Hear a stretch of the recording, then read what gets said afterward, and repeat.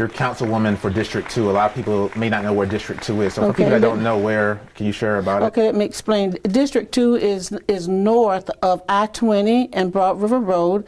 I go all the way over to Columbiana Mall. I take in Cedar Creek and most of Blythewood in the north part of the Blythewood area. Okay, so you've been in office for quite some time now. Yes. What first inspired you to run for public office? Well, I wasn't inspired at first. First, I began working with my party, working as little road runners, putting up signs and assisting other candidates with their campaigns. I learned a lot from that, and from that, when a position came available, I decided I would run for it. My first run was to run for the House of Representatives against then Rick Quinn, who was in that area, and then no one. You got to understand the Broad River Road area, and that area is quite transit, and most people in the city really didn't know a whole lot about that area. And I'd worked from the Little League Baseball with my children.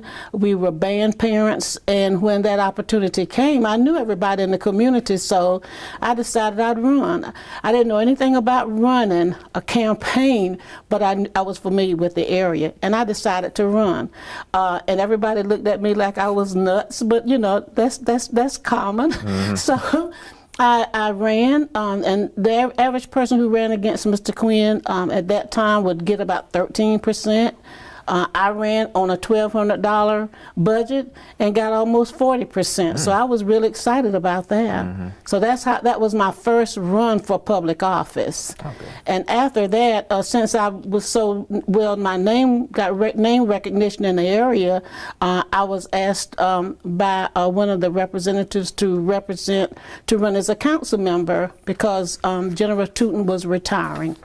And that's when I ran for the Richland County Council and got elected, I think, in the 60th percentile. In your long tenure here thus far, what can you say is the number one thing that you believe that you accomplished for the county? I believe the number one thing is to open up dialogue and being accessible and available, because one of my things is that my constituents always know that they have a voice. And I think to me that's more important. Of all the accomplishments I've worked on with like the different programs, et cetera, that we've done, I think being available to my constituents 24/7 and being their voice and being able to listen to them and help them resolve problems. And I've resolved so many problems that I couldn't begin to tell you where I started. But I think to me that is the most important thing, is just being their voice, because most mm-hmm. people don't really know where to go, who to go to. I've become the Yellow Pages for Richland County, because every time they want something, they first call me, and the first mm-hmm. thing I ask them is like, well, where do you live? And once they tell me where they live, I will take that time to direct them to their proper representative. Mm-hmm. And I let their representative know that I was contacted and that I referred them to them. So I think that's basically, and trying to work with council to resolve the issues that we face every day, to me, those are my accomplishments, not any one thing, just working with the people to make sure that they have the best quality of life that we can provide as a council and as an individual. We have 3 new members to council now. Yeah. How have you somehow helped them get established in council, make them feel more comfortable, using some of your leadership skills as well to help them fit in a little bit better? Well, basically the first thing I did after they were, the December 31st when they first came on board, I set up a meeting with all 3 of them to sit down and talk to them and find out what they want, how I could help, through my clerk, and asked her to set this up. One of the members were unable to attend, but I did sit down with the 2 young ladies, and we had a very good luncheon to find out what they wanted and mm-hmm. ways I could help, and that was what I did. So I reached out to them, yes. That's great. 6 women on council now. How does that sound? I think it's awesome. I just wanted a woman's chair. I'm serious. Girls Rule Council. Yeah. Okay. So, if someone's looking to go into public office for the first time and they came to you for advice, what advice would you give them? Depends. Is it a female or male? Anyone. Anyone.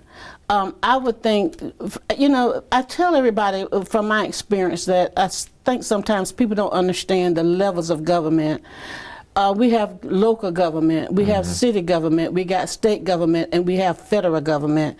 And a lot of times, I don't think, from my experience, a lot of people can, they differentiate between all four of those, branches of government. To me, if you're looking to be a council person, council is so much different from council government is so much different from city government. And all of that, we're different from our General Assembly.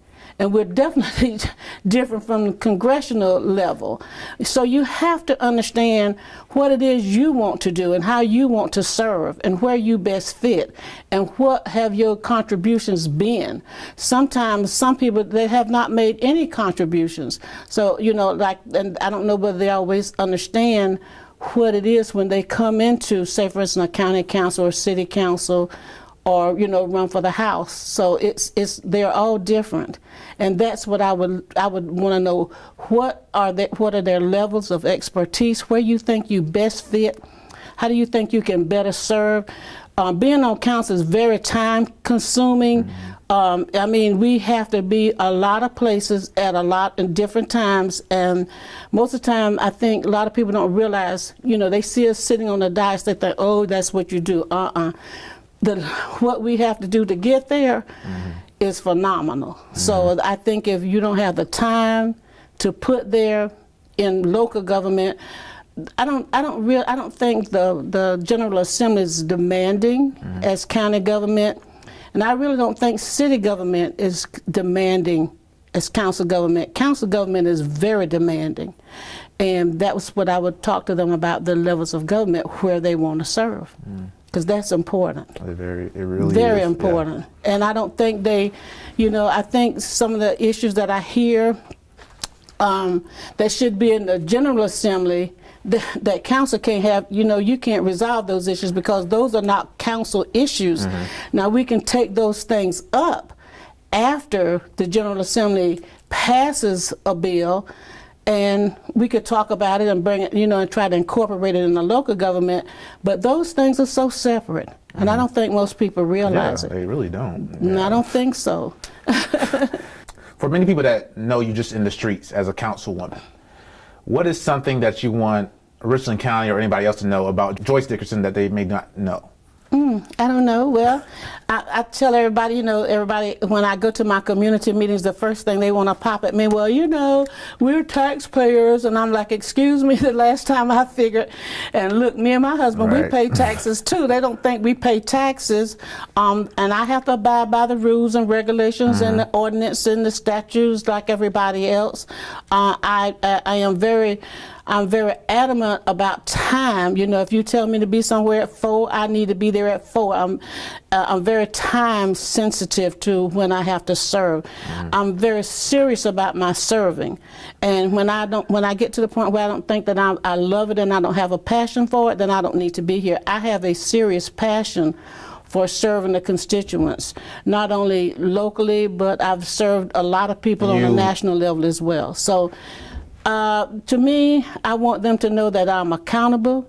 I serve with integrity and dignity, and I have a set of principles, values, beliefs, and ideas that is rooted and grounded in Scripture, and that's what I'm going to stick to. Nice. And that's my point, and I'm sticking to it. Nice.